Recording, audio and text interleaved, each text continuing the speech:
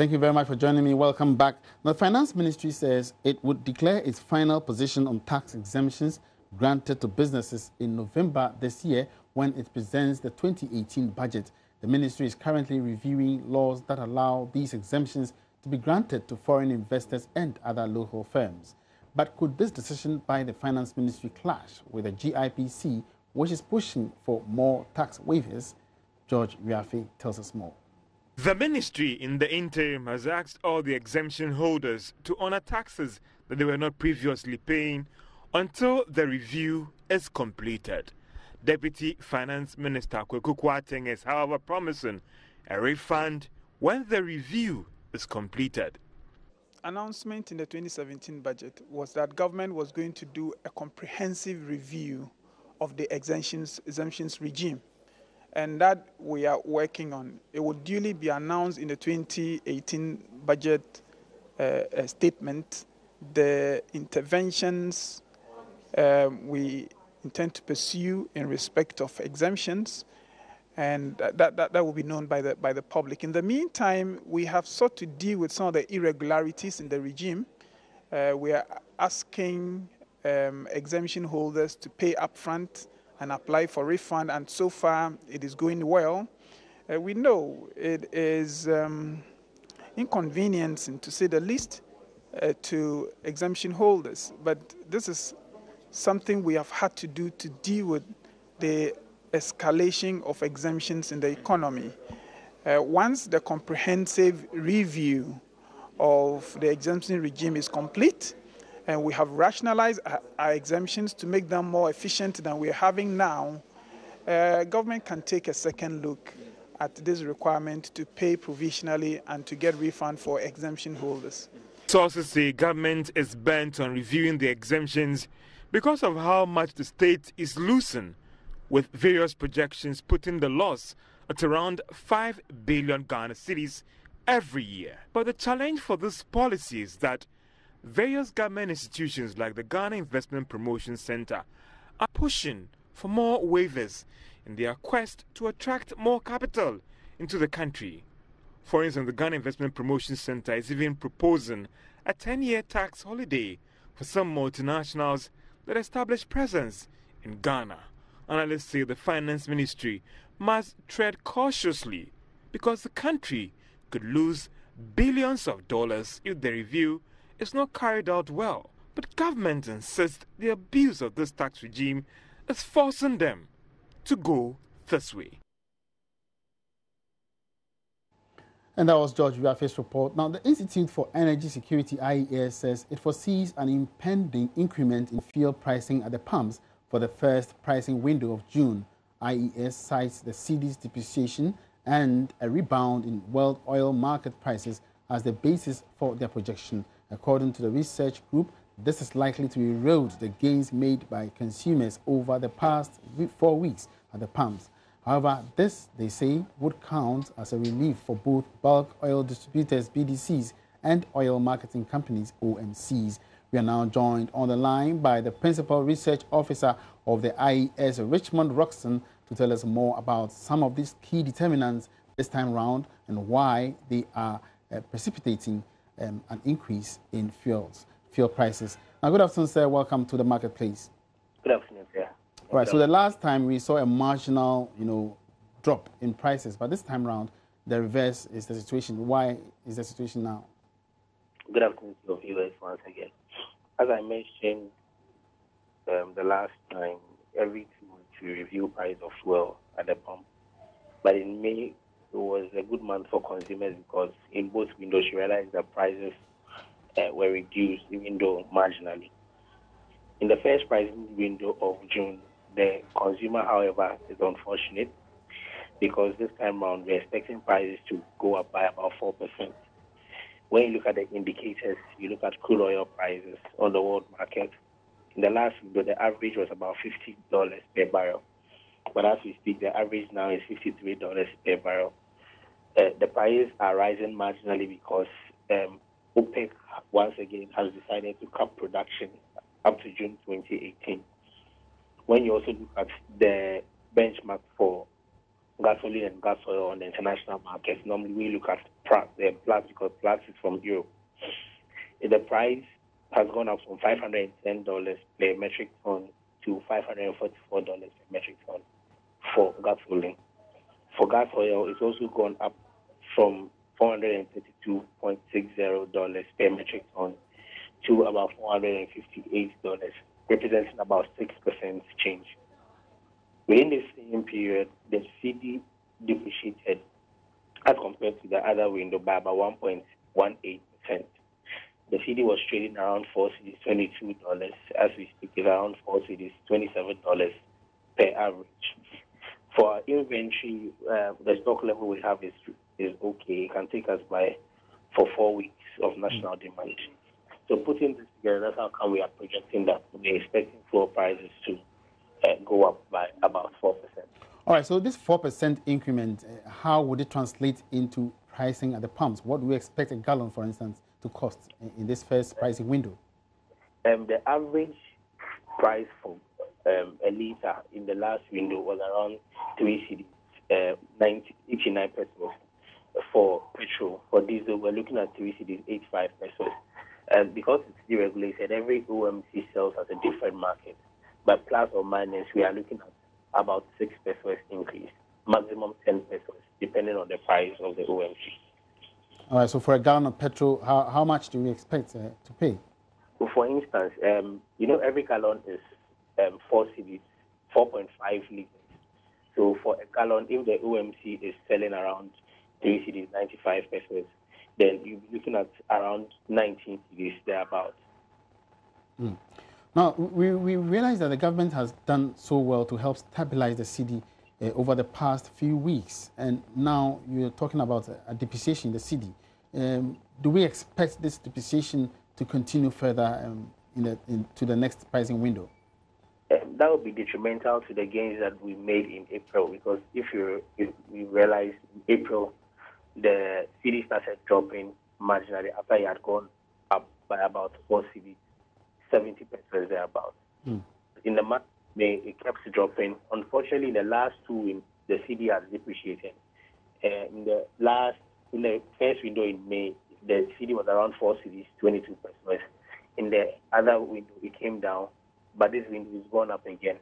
And so when you compare, you realize that in the last 2 windows, the cedi has been depreciated, and we'll call on government to make sure that the cedi is stronger this time around. Otherwise, it will affect the gains that we made in May as well. And on the international market, what is happening? I mean, do we expect OPEC to continue, to maintain output levels in order to push up prices? Normally, what happens is that when the announcement is made by OPEC, prices begin to rise because there's some kind of panic in the system. But when we look at the overall effect, especially with U.S. shale coming in, eventually, when supply is up there, eventually the prices begin to come down. In the Asian region, for a while now, they were retrofitting the machines so that they would produce fuel for the summer, because over the period we had fuel for winter.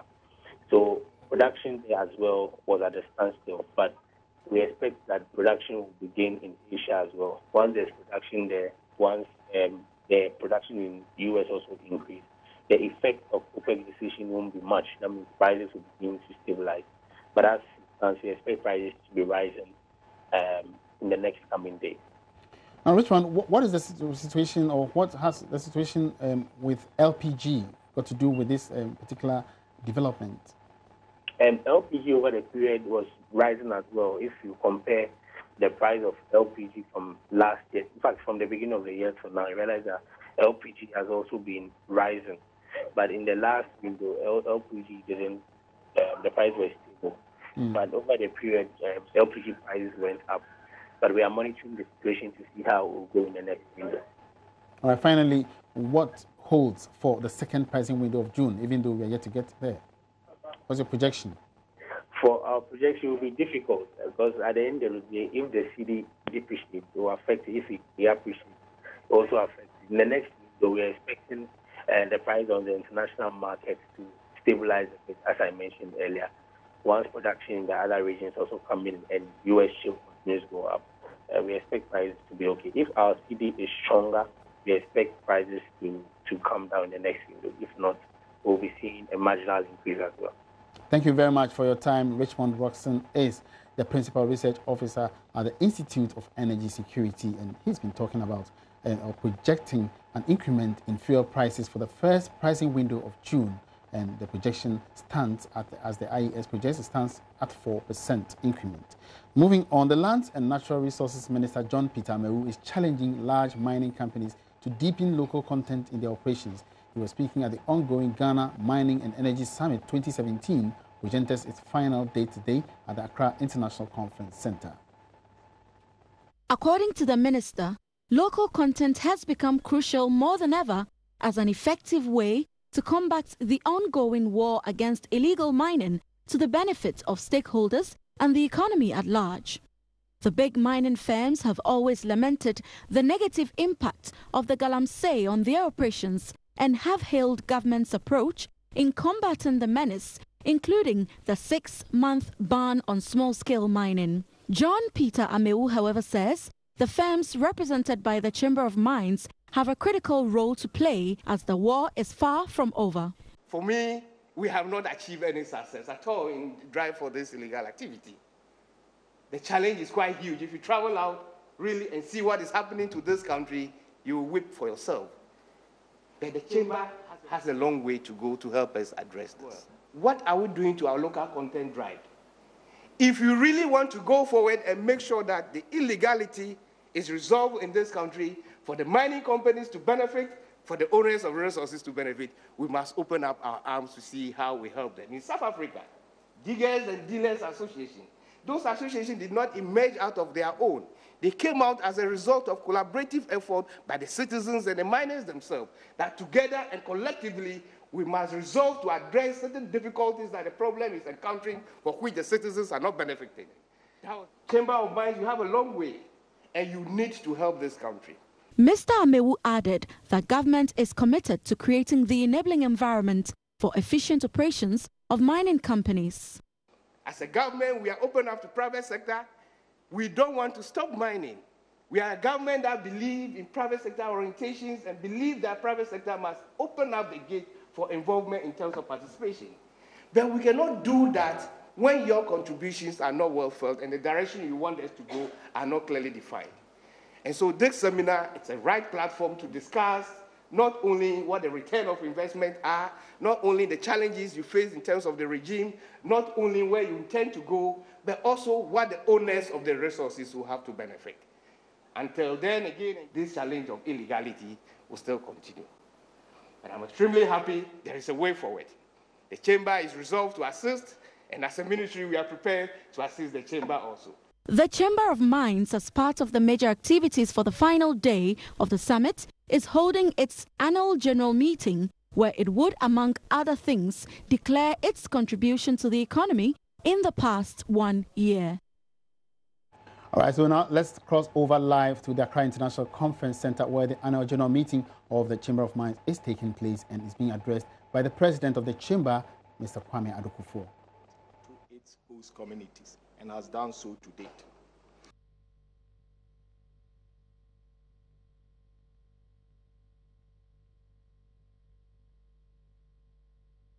To collaborate with our member companies to ensure that these initiatives are not only in sync with local development aspirations, ECOWAS Federation of Mines.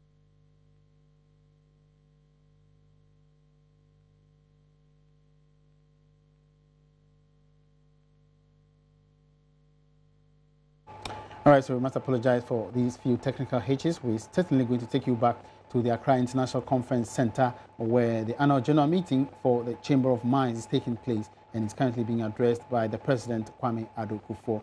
Now, moving on, fruit and vegetable processing and packaging company Eden Tree, Ghana, has called on government to, as a matter of urgency, prioritize the agri sector in terms of providing more financing as well as introduce modern ways of farming. Chief Executive Officer of the company, Catherine Benson, says proper financing would make the sector more viable and attractive. CEO of Eden Tree Ghana, Catherine Benson, was speaking to the media after an ultra-modern factory was commissioned in Tema as part of the company's 20th anniversary celebration. Catherine Benson highlighted the need for government to invest more in production rather than importation. Currently, Ghana imports vegetables from Europe, but the company says importing what could be grown here is a dent on the image of the country. I'm expecting that agriculture will be invested into, and that even the finance, the banks, I think they should task the finance sector that there should be a percentage that should go towards agriculture. Okay? It seems like everyone wants to go towards import and export because it is easy, the turnover is fast. But then we can't just have quick, easy turnover all the time. If we do that, it means that we're just going to kill the industry. We need to produce. So therefore, a percentage should go towards agri. And if it's a policy, I believe that it would assist the agricultural industry. Madam Benson also lamented the encroachment of farmland, saying it has negative impact on society. She said allowing farmlands to be used for residential purposes will affect the production of food in the future. I think there should be designated areas for farming, because I remember that when you travel, when you go out to the West, there are certain places that you cannot go and do anything because it is protected. So there should be designated areas for farming. For example, we have a 12.5-acre farm in Sawam, and it's like buildings have sprung up all around the farm. But I'm determined that it is still going to remain a farm. We are not going to use it for buildings. So we need to have designated areas that are left for farming. Otherwise, we'll just have more buildings and more buildings. Meanwhile, we can't eat buildings. Eden Tree is a leading producer and distributor of high-end fresh vegetables, fruits and herbs in Ghana. It's still live on the marketplace. Let's now cross over again to the Accra International Conference Center for the AGM of the Ghana National Chamber of Mines. What is required is that we support and regulate the industry better and aiming at sustainable outcomes. Indeed, the minerals and mining policy of 2014 is headed, ensuring mining contributes to sustainable development. The policy states, and I quote, "A principal tool for the management of national mineral resources is a system of allocating rights to mining companies and persons to carry out mineral exploration and mining operations in return for the performance of explicit and enforceable obligations. The objective of a licensing system is to allocate mineral rights in areas not prescribed to best able to generate improved knowledge about mineral endowment in general, and to delineate mineralization of commercial value, and to carry out commercial production and supply of minerals in an efficient and responsible manner." I know that was quite technical, but it's all about responsible mining, and that's what our mining policy advocates. Ladies and gentlemen, the Chamber of Mines fully subscribes to this and has, for the many years of our existence, collaborated with our regulators with the objective of subjecting ourselves to regulatory and environmental authority. We are therefore very concerned about the indiscipline and illegality being perpetrated in the name of mining, and fully support the government's efforts to address the recent upsurge in illegal mining to protect Ghana's environment and rivers. Before I go any further, I invite you to join me in applauding our Honorable Sector Minister, Mr. for showing enough grit and resilience in the campaign against illegal mining. All right, so those were excerpts in the live feed from the Accra International Conference Center covering the annual general meeting of the Ghana National Chamber of Mines and Industries.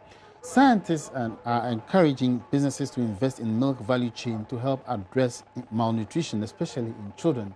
Over 6 billion people, many of them in developing countries worldwide, consume milk and its products. Despite its high nutritious value, consumption growth rate for the product is said to be low compared with other livestock products. Prince Appiah has been exploring the trend as the world marks Milk Day. According to the United Nations Children's Fund, UNICEF, more than 1 in 5 children in Ghana suffers chronic malnutrition. Meanwhile, milk and other dairy products, according to Food and Agriculture Organization research, are critical to addressing the issue. When do you take milk? Twice every week. Yeah. Why? Normally, my meal is not nice without milk. That's why I take milk. Yeah. Oh, apparently, I normally don't take milk, but I do take milk products. A product like yogurt. It's all because I'm lactose intolerant. And since yogurt is a perfect substitute for me taking in milk, and it also contains all the necessary nutrients, I do take in the yogurt to meet my requirements for taking milk. Or yogurt is that I take it whenever I'm hungry, and there is no food around. When you take it, you can survive with it for quite a very long time. The pressure to achieving the goal necessitates creation of businesses along the value chain to increase consumption. Emmanuel, Caleb, and Emanuela are 3 final-year agriculture students at the Kwame Nkrumah University of Science and Technology. They are breaking new ground to take up the challenge. And the main idea of our program is to make us entrepreneurs. So we saw the need and the wise to start this before even we complete school. What are the challenges you face in engaging yourself in this particular business? Milk products in this country are not produced from fresh milk because our breeds in Ghana don't produce as much as milk that we can use to produce milk products. So we use reconstituted milk powder to produce milk products in the country. So the cost of this milk powder makes this business quite cost intensive when you're starting. Thank you very much for the speech already. In the lab, you need to. Dean of the Faculty of Agriculture at the KNUST, Reverend Professor Sarkodie Ado, indicates farmers must keep animals to increase local milk production. Kenya, for instance, they are doing very, very well in fresh milk production. Almost every farmer has 1 or 2 milk producing animals, and they produce and they sell. So you can go to the shops, you can still have fresh milk. So if you can copy the example of Kenya, you may not be able to produce it so much as the white man's place, but at least to do something so that you encourage, make milk available for people to consume. Meanwhile, Assistant Research Fellow at Agriculture Department of KNUST, Godwin Daku, says businesses will have to capitalize on opportunities. And it can be used in the household, so every time there is fresh milk at home for consumption. You can also process the milk into soft cheese, which is locally known as wagash. And what they are doing is as equally good as the international cheeses that we know. All that has to be done is that a storage room has to be created for the right temperature and humidity created to take the fresh or the soft cheese through the ripening process. It is the hope of researchers and industry players that Ghana could become one of the leading producers and consumers of milk in order to overcome malnutrition. Prince Appiah reported. Now, CEO of Magdan Shipping, Daniel Macaulay, is making a case for the reversal of the trend where government appears to give foreign businesses priority over indigenous ones. In a bid to attract more foreign investments into the country, government passed laws that granted privileges, including tax reliefs to foreign investors. Local operators, however, say this has rather been at their expense as they do not enjoy such privileges. Speaking on Business Leadership TV program, Executive Lounge, Mr. Macaulay said this must change to favor Ghanaian businesses. A businessman, let's say, like Magdan, you built me, where am I going to take my money? But if you help another business, foreign business, it's going to send our way. We have to come to the realization that we need to build our own. We need to build a local business. You go to places like Russia. Russia is having the more billionaires in the world. You know how they did it? The government identify and pick certain businesses and said, look, 1, 2, 3 businesses, you are going to be in the agricultural sector. They help you, push you, give you all the advantages that you need to build your own, right? Because you are Russian. They select and pick serious companies in the logistic business, say you and you and you be in the oil sector in terms of logistics, telecoms. But Ghana, everything is gone. Does that mean we don't have good entrepreneurs here, or we don't have people to build this country? If billions of dollars we want, we can raise it if government support, right? So these are some of the things if the government come on board to support the private sector. I believe there's so much opportunities here. The full exposure of Executive Lounge with Daniel Macaulay airs on Saturday at 6 p.m. with a repeat broadcast on Sunday at 8 p.m. on Multi-TV on the Joy News channel and on DSTV channel 421. That's it for the Marketplace this afternoon. Many thanks for your company. Have a great weekend. My name is Emmanuel Afwaji.